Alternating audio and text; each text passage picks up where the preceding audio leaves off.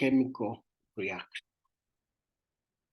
So maybe from the beginning, allow me to say something to you guys. At the beginning of a chemical reaction,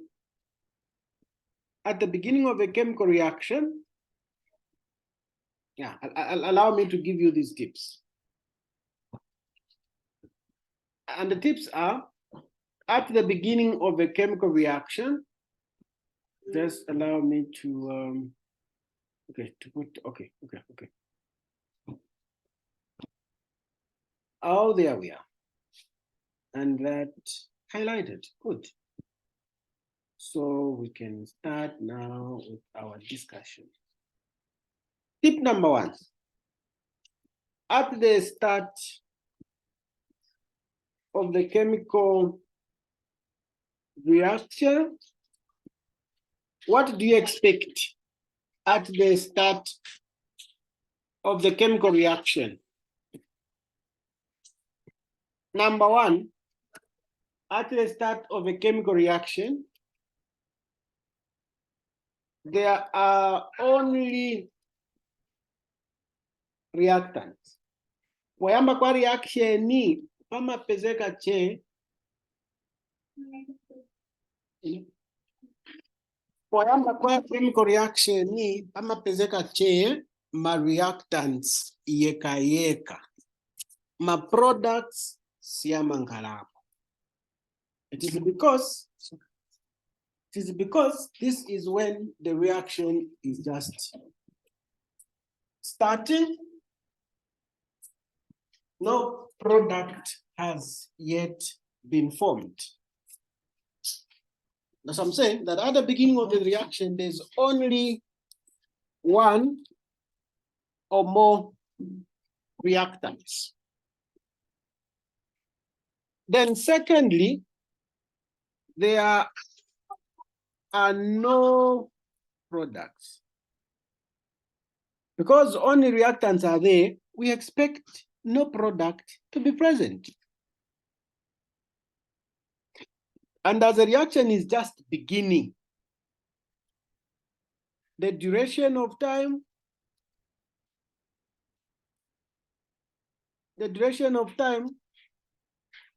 is 0.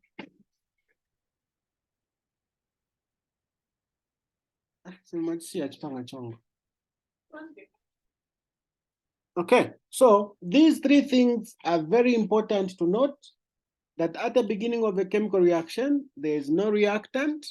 At the beginning of a chemical reaction, there is no product. And at the beginning of a reaction, the duration of time is 0. So gladly we can say T is equal to 0 seconds. Because this is when the reaction is just starting. And now the reaction starts to happen. The reactants are reacting, or maybe the reactant is splitting, depending on the type of a chemical reaction. What we will have at the end of the chemical reaction, what we will have at the end of the chemical reaction are as follows. It depends on how much of the reactants that were present at the beginning of the chemical reaction. If the reactants, so let me say, if the reactants were reacting in equal more proportion, there will be no remaining reactant. Remember, this thing is being recorded, so the thing I'm also typing will be sent to you, so don't take much of your time in typing, in writing down the notes. The notes I'm making, I'll send them to you, even the presentation will be sent to you. So at the end of the reaction, the other thing that we need to note is that at the end of the reaction, it depends on the amount of reactants that were there. If the reactants that were present at the start of the reaction were equal in mole proportion, not the mass, the number of moles. Meaning there is no reactant which is in excess, there is no reactant which is a limiting reagent. At that point, that's why we are saying that there's no reactant that will remain. Yonse reactant si yazasebenza no si yazasila, there will be nothing that will remain. If nothing that remains, then we know that the reactants have been converted into products. Therefore, point number 2, we're saying that at the end of the reaction, there will only be products. Only products will be present. If the condition applies, they reacted in 1-to-1 mole ratio. Now, the question is, what if they did not react in an equal mole proportion? What will happen is that we will have both some reactants that will remain, those that were in excess, as well as the products that could be formed. Much more of this will be given to you when we go into details. I'm just trying to introduce the topic. And by the way, like I'm alive to the fact that the mole concept has also been a little bit of trouble. That's why I've picked on a topic that is also going to take us a little bit back to mole concepts. So at the end of the reaction, products will be there. Okay, let me say there will be products. What about time, duration? We expect some time recorded. That's what we have. Some time will be recorded during the experiment. So we expect some duration of time to be recorded.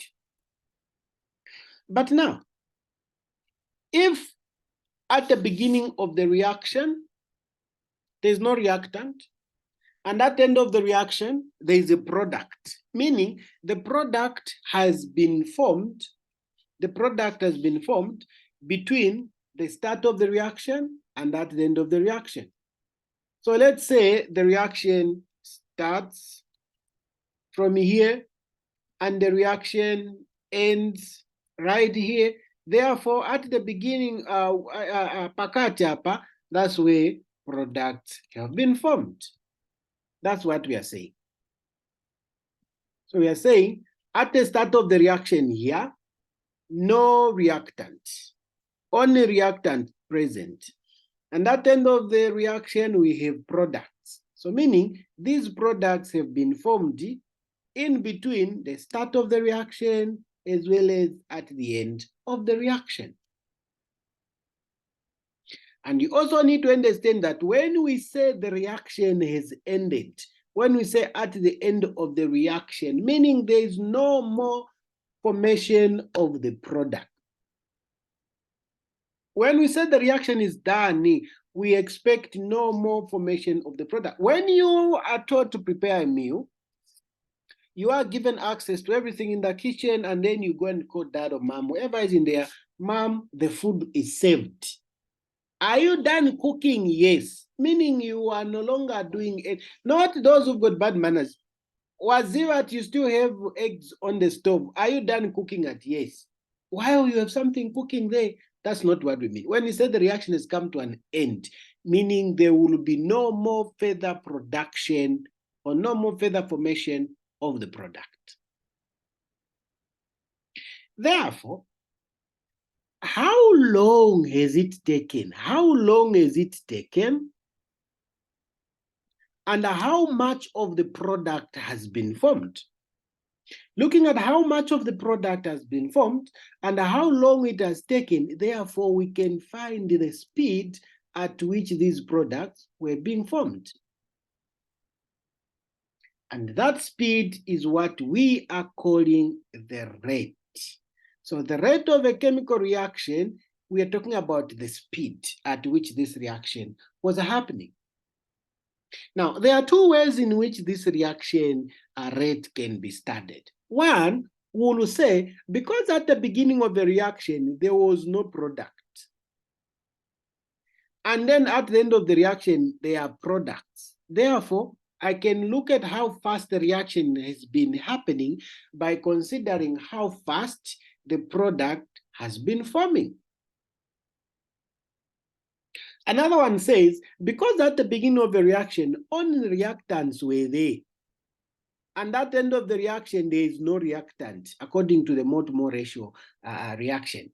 Therefore, I can study how fast the reaction was by considering the disappearing of the reactants. Because at the beginning, you have them. At the end, you don't have them. So the reduction in the reactant content can also tell us how fast the reaction is happening. Are you okay? Or maybe I need to go back.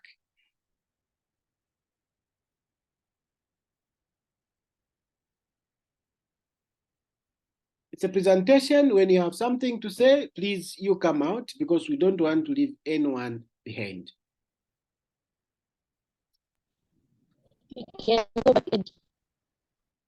Further tips. What else can we say from here? There are things that we can say is that as the reaction progresses,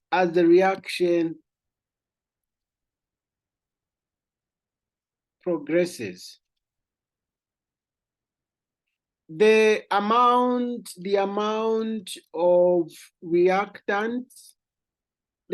reactants reduce. The amount of reactants reduce. And the amount of the product increases. That's why we're saying that from the beginning, there was no reactant. From the beginning, the reactant was not there. And at the end of, from the beginning, the reactant is there. At the end, it is not there. So it is because it was reducing. At the beginning of the reaction, there was no product. At the end, we have the product, meaning the product started forming slowly, until we had much more of the product. It is because the product amount keeps on increasing. So this is what we are saying. Now, so we are saying that the rate can be studied in two ways. The rate can be studied in two ways.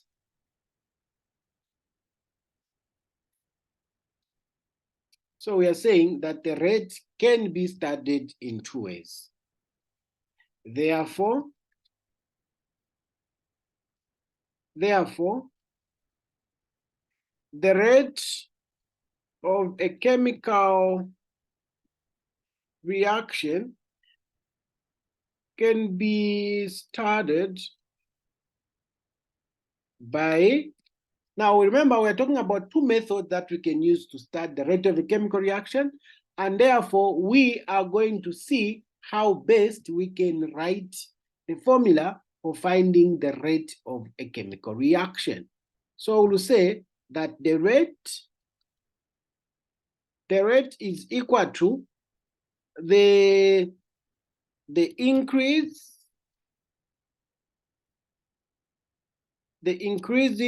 in the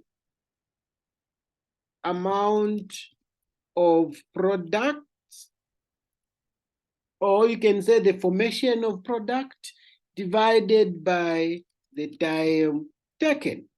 So this is one way in which we can start how fast the reaction is taking place, by considering how fast the reactants, how fast the product is forming, by also considering the amount of time that has been taken.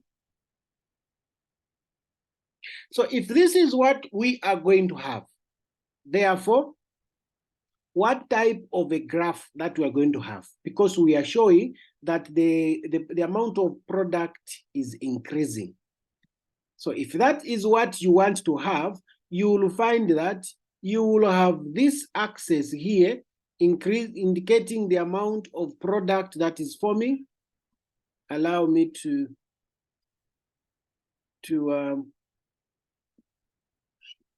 this one indicating the amount of product that is forming. This one, okay, maybe let me just use a pencil here. So we are saying that this one indicates the rate at which the amount of product is forming. Then this one indicates the time that is being taken.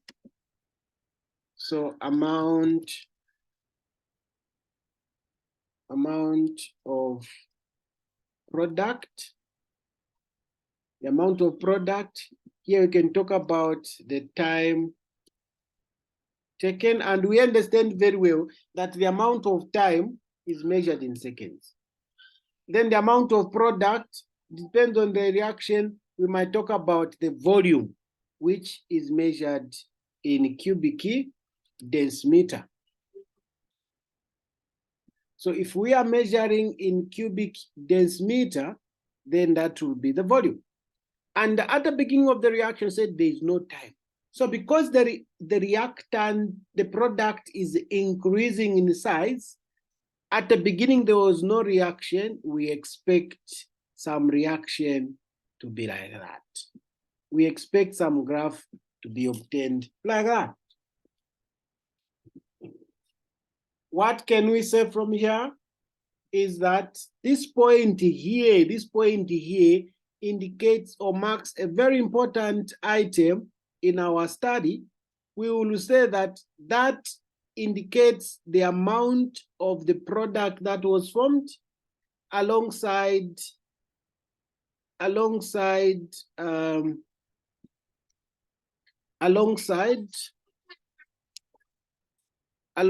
it also indicates the time that is taken.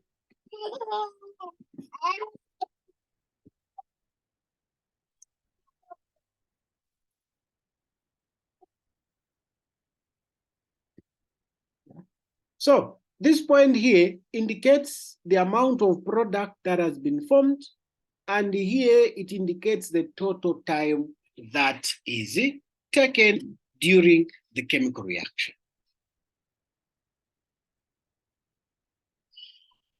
This is what it means.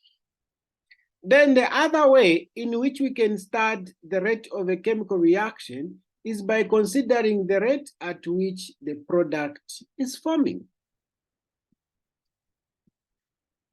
So this is method number one. Then method number two is by considering the reduction,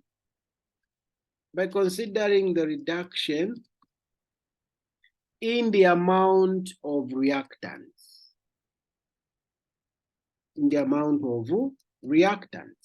So, meaning at the beginning of the reaction, we are going to have the maximum amount of reactants, and at the end of the reaction, we expect to have the minimum amount of reactants rather. And in some cases, like I said, if they were reacting in a 1-to-1 mole ratio, meaning at the end of the reaction, there is no more reactant which remains. Therefore, we can have the same axis, this one indicating the reactants, this one indicating time. In a similar manner, you can indicate this is time in seconds. And here you can talk about reactants. Now, the amount of reactants may be measured in grams. Now, because the amount of reactants is reducing, that means the nature of the curve that we are likely to have is the one which is increasing in the value. So we are likely to have something like that. Now, allow me to draw two graphs. There is that first graph which you can call graph number 1. There's also this second graph that we can draw as a second graph. So what we can see from here is that for this graph drawn, graph number 1, it means there are some reactants that remained. That's why it indicated that there was some value of the reactant. So like I said, this part here indicates the amount of reactants that remained at the end of the reaction. Okay. Yes, I need this. This part here, why isn't it working?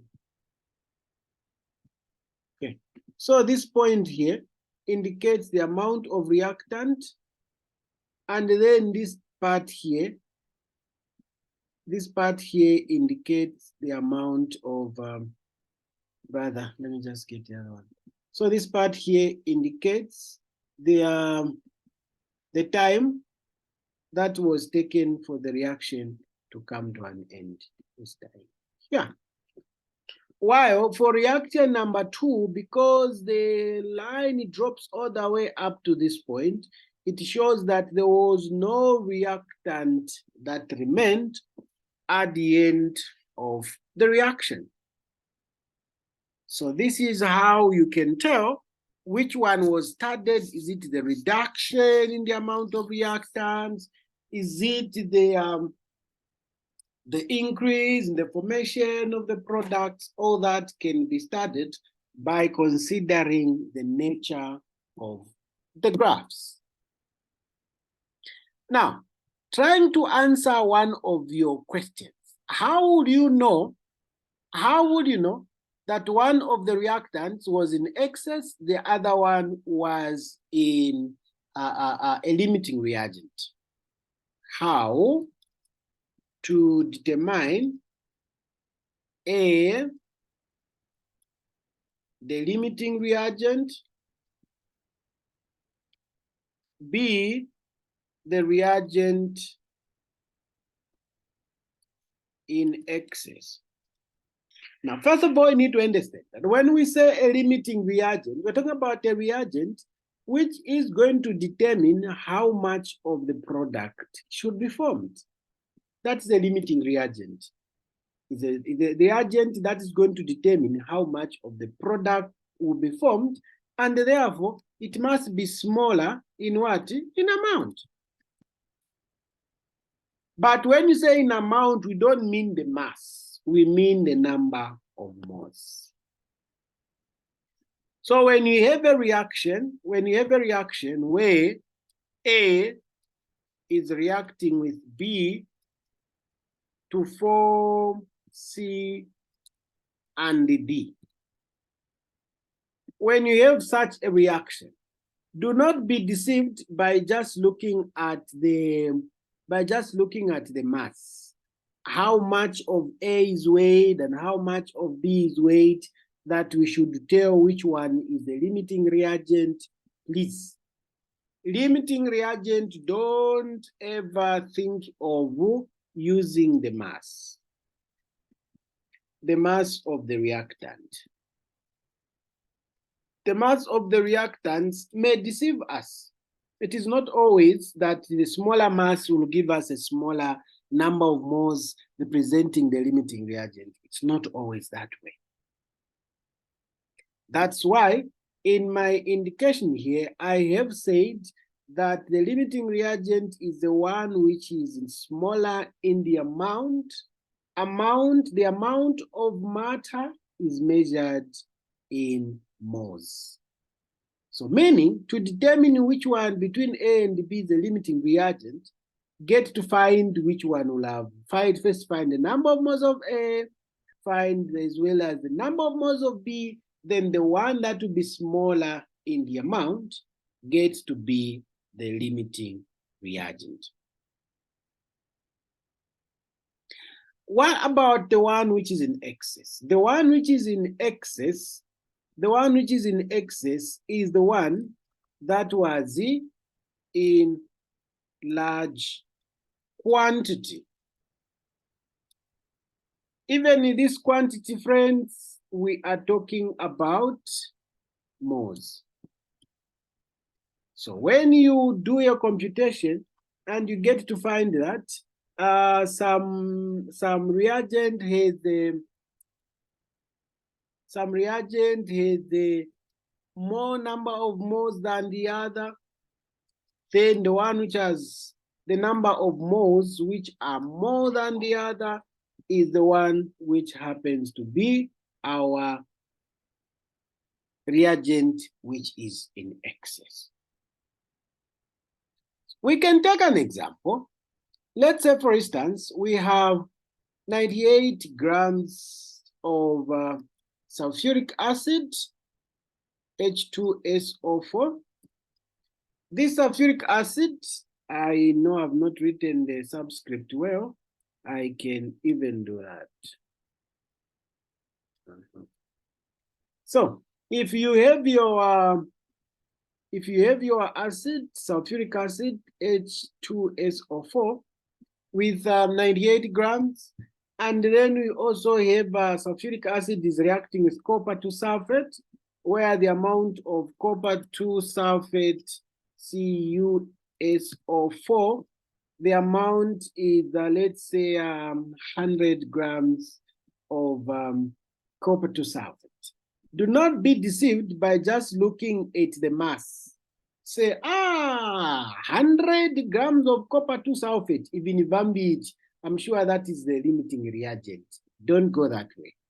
Don't just look at the mass, say, here the mass is 98. No, I think that should be the limiting reagent. No, that should be the limiting reagent. Don't go by that. Find the number of moles. We all know the formula. Moles is equal to the mass given, we divided by its molar mass.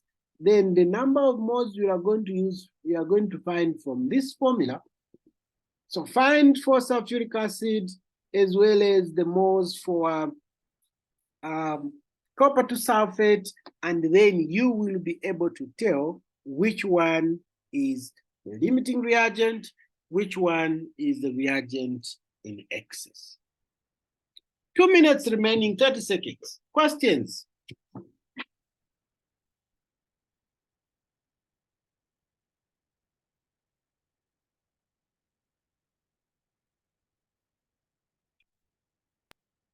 Guys, ask questions.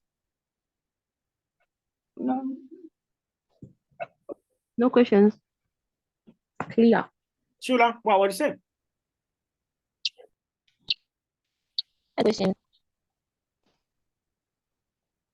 That was fast. I didn't hear what you said. Don't have any questions. Okay, so let's see if we can join the second set of the lesson.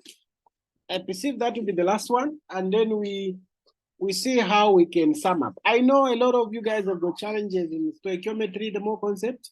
Like I said, that's why I've picked on this topic, because we are going to integrate the two. Then we tell the rate of the chemical reaction, how the reaction is influenced, what is it that influences the rate of the chemical reaction, and how does it influence, how do those things influence, and what can we do in order to increase the rate of a chemical reaction and things like that. Then you will find that even more concept that was thought to be hard, it's actually the simplest. See you in the next presentation.